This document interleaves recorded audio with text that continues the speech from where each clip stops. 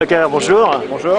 Alors on est au Salon des entrepreneurs, vous allez intervenir. Quels conseils vous donnez aux entrepreneurs, aux gens qui viennent vous solliciter quand ils souhaitent entreprendre? Oh, je ne donne pas de conseils parce que les conseillers ne sont jamais les payeurs. Mais j'essaye de voir quel est le degré de naïveté ou au contraire le degré de préparation des dossiers. Quand les futurs entrepreneurs me semblent matures, lucides, j'essaie d'être le médecin qui va donner la bonne piqûre, celle qui va accompagner l'enthousiasme et qui ne peut pas se substituer à l'enthousiasme. Est-ce que vous investissez dans des sociétés, des jeunes entrepreneurs pour les aider justement ou... Non, je ne peux pas, statutairement je ne peux investir que ce qui est sous enseigne Leclerc. D'accord. Donc je suis désolé. Et en même temps ça me vaut d'avoir une réponse déjà toute prête pour les nombreuses sollicitations. C'est pratique. Que j'ai chaque jour. Oui. Alors en même temps, les enseignes Leclerc c'est aussi plein d'entrepreneurs.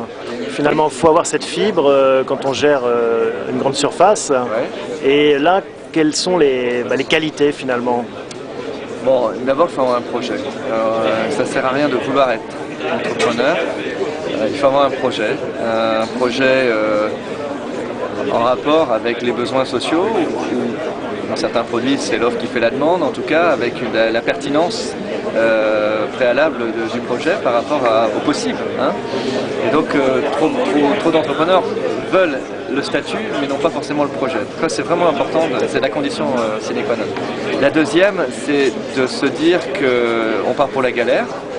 Et donc, avec des conditions météo qui seront évidemment pas favorables, donc il faut avoir une certaine abnégation de soi.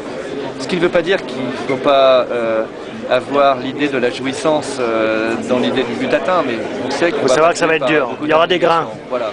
Donc il faut savoir tenir ça. Mais pour qui croit, pour qui sait et pour qui veut, je pense qu'il y a place, quoi. Et vous êtes tombé dedans tout petit, et on le sait, est-ce que... Non, vous savez, moi je suis fils d'entrepreneur, Ouais. Édouard, mon père, était un vrai entrepreneur. C'est pour ça que vous étiez un peu baigné là-dedans. Ouais, j'étais parti pour être universitaire, pour être journaliste, pour être commentateur, pour être observateur, et en fait j'ai eu le virus sur le chemin. Un peu comme tous ces cadres qui, en fréquentant le marché, en découvrant certains secteurs, ont eu envie et donc moi je suis tombé dans la marmite assez tardivement finalement. Vers quel âge?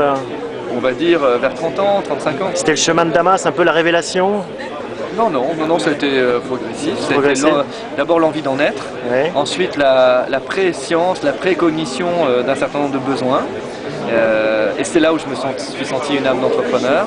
Et après, la capacité de convaincre ne serait-ce qu'un certain nombre d'adhérents Leclerc de rentrer dans un projet entrepreneurial. Et voilà, j'ai eu cette capacité de conviction et ça a marché. Et vous ne regrettez pas cette aventure? Non, bien sûr. Bon, merci beaucoup Michel-Édouard Leclerc, à bientôt. À bientôt.